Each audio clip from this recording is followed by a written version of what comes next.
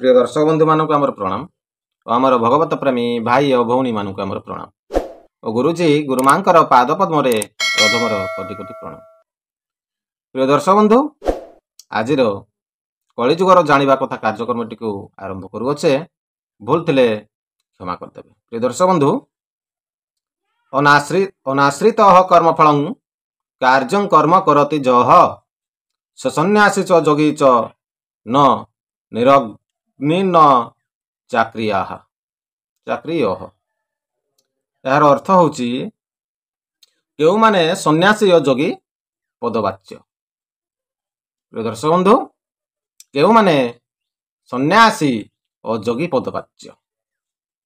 श्री भगवान कहले कौन कहले जो मनुष्य कर्मफल आश्रय न नहीं कर्तव्य कर्म करे से ही सन्यासी और जोगी। जो मनुष्य कर्मफल आश्रय न नहीं कर्तव्य कर्म करे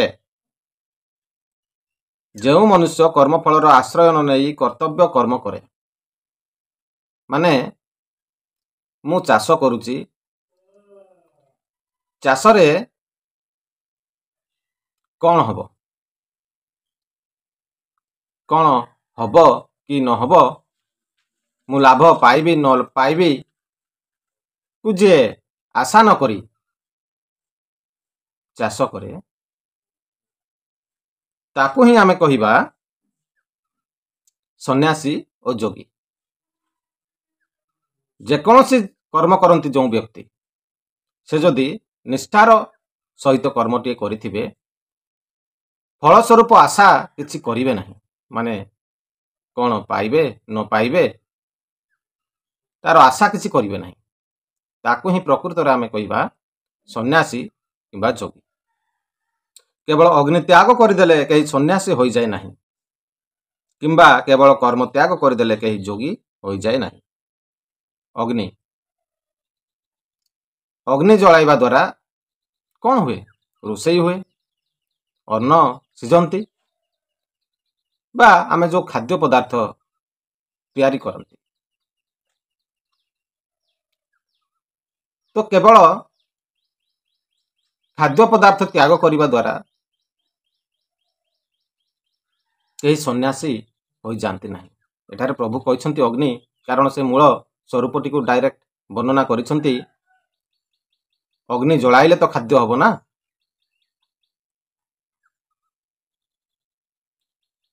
कि केवल कर्म त्याग करदेले कहीं जोगी हो जाए नहीं कि केवल कर्म माने मु आउ किछि काम करिबिनी केवल प्रभु को नाम जप करिबी से मध्य जोगी होई पारे नहीं।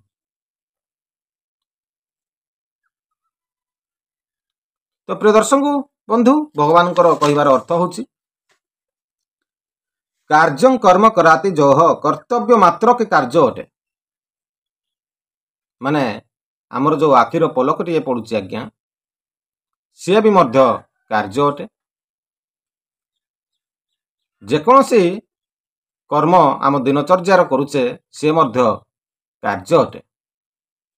कार्य और कर्तव्य दुईटी जाक समानार्थक शब्द जहा आमे सहजरे करि पारिबा जहा अवश्य करिबा उचित एवं जहा को त्याग करिबा अनुचित ताहा को कर्तव्य कर्म कहा जाए।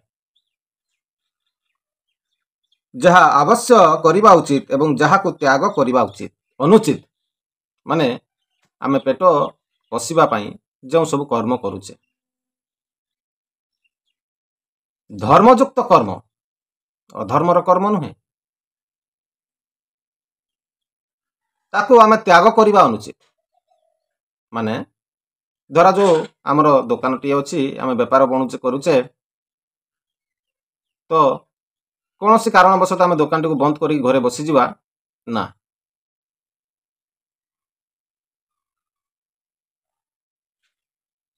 कारण से होछि हमर एक रोजगार माध्यम ए जुगरे आमको रोजगार करने को पड़ो किसी ना किसी हो चलवा मुताबक रोजगार करने को पड़ो तो से होछि हमर कर्तव्य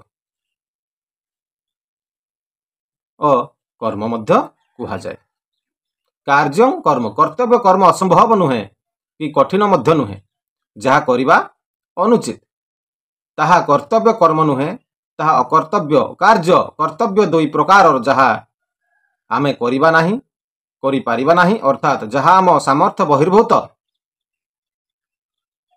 1 ନମ୍ବରରେ।